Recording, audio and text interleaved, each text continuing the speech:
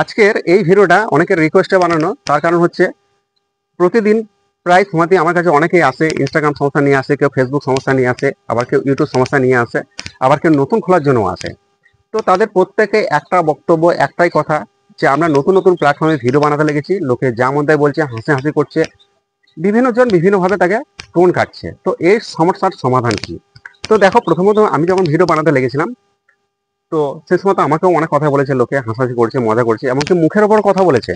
তো তাদের প্রত্যেককে আমি একটা কথাই বলেছি যে দেখো, আমার চ্যানেলে ভিডিও দেখতে ভালো লাগলে তুমি ভিডিওগুলোকে দেখো, আর যদি ভিডিও দেখতে ভালো না লাগে তাহলে বিভিন্ন অপশন রয়েছে, আনফ্রেন্ড রয়েছে, আনফলো রয়েছে, আনসাবস্ক্রাইবার রয়েছে, ব্লগ রয়েছে, যে কোনো কিছু একটা করে দিতে। কিন্তু এখন মজার বিষয় হলো, যারা আমাকে নিয়ে মজা করছিল, হাসাহাসি করছিল, তারা প্রত্যেকে কিন্তু আমার কাছে এসছে যে কিভাবে ফেসবুক খুলবো, কিভাবে ইউটিউব থেকে টাকা ইনকাম করা যায়, ফেসবুক থেকে টাকা ইনকাম করা যায়, কিভাবে ভিডিও করতে হয়, কিভাবে ভিডিও আপলোড করতে হয়, এই ধরনের কথাবার্তা নিয়ে কিন্তু তারা প্রত্যেকে এসেছে। কিন্তু তাদের কাউকে কিন্তু আমি এক বিন্দুর জন্য হিংসা করি না। আমার যতটা অভিজ্ঞতা, আমি যতটা জানি, ততটা অভিজ্ঞতা, ততটা জ্ঞান দিয়ে আমি তাদেরকে পুরো সাহায্য করি। আমি বিন্দু মাত্র কিন্তু তাদেরকে ভুল পথে নিয়ে যাইনি।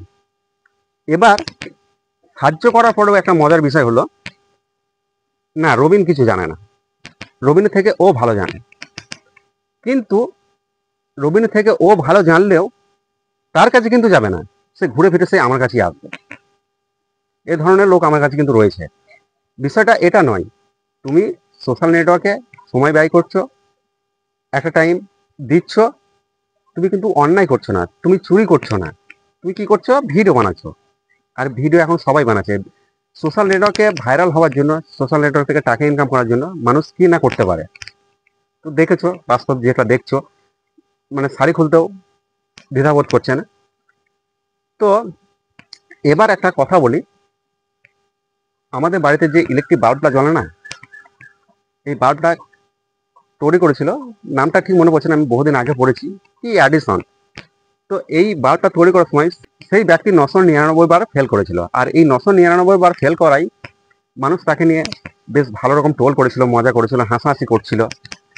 কিন্তু যারা তাকে নিয়ে মজা করছিল, হাসাহাসি করছিল, তাদের নামকে আজ একটাও আছে, তাদের পুরো নাম এবং নিশান কিন্তু মিটে গেছে। আর যে হাজারবার চেষ্টা করার পর বাল্বটাকে তৈরি করেছিল, তার নামটা কিন্তু আজ খোদাই হয়ে আছে। তো যারা হাসাহাসি করছে, মজা করছে, তাদেরকে মজা করতে দাও, হাসতে দাও। তারা প্রত্যেকেই, তুমি সাকসেস হয়ে দেখাও, দেখো তাদের প্রত্যেকে তোমার কাছে আসবে। এবার সোশ্যাল নেটওয়ার্কে একটা বিষয় আমি আর একটা বলে দিই কথা, সোশ্যাল নেটওয়ার্কে কিন্তু সবাই সাকসেস হতে পারে না।